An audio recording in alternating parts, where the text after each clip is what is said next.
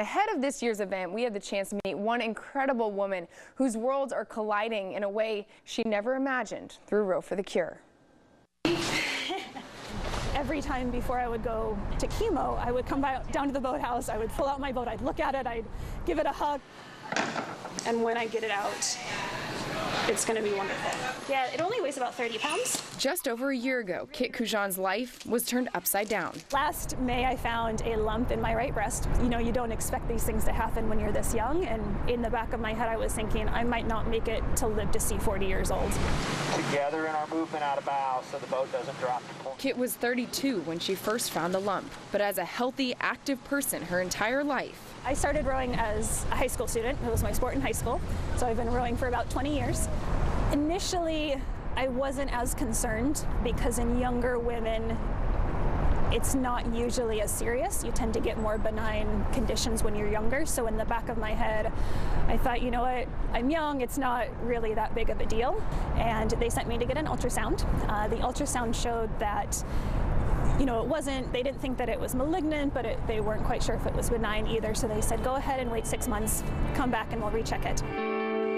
How life can change in 6 short months.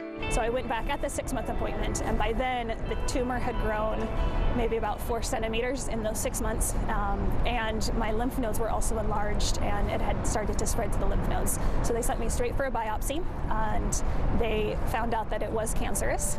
And as if that wasn't enough, when I was waiting for the 6-month check, my grandma had passed away. For as long as Kit had rowed, her grandma had been her biggest fan.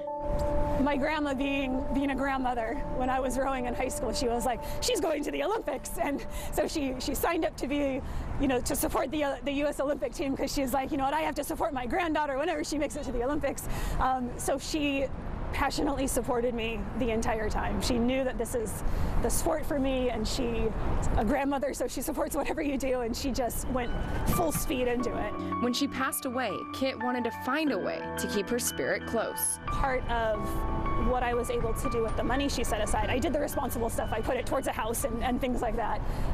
But part of it I set aside to buy my own rowing single, because I've been rowing for 20 years, and that's always the thing that you wait to get is your own boat. So I ordered it before I had my diagnosis, and I didn't realize that I would be out for so long. And when I get it out, it's going to be wonderful. The boat was delivered the day after Kit started treatment. So I've been waiting for a boat that's been sitting on a rack for 6 months, and I can't wait until I'm done with this and I'm healthy and I can put that boat out there and I can be on the water again. There's going to be a lot of tears. Now through chemo and surgery, Kit is closer than ever to making her return to the water. And when I get it out, it's going to be wonderful. Not just getting me back on the water, but I would have finished cancer, and this is me celebrating my grandma and everything that she's done for me. So it means a lot in many, many different ways.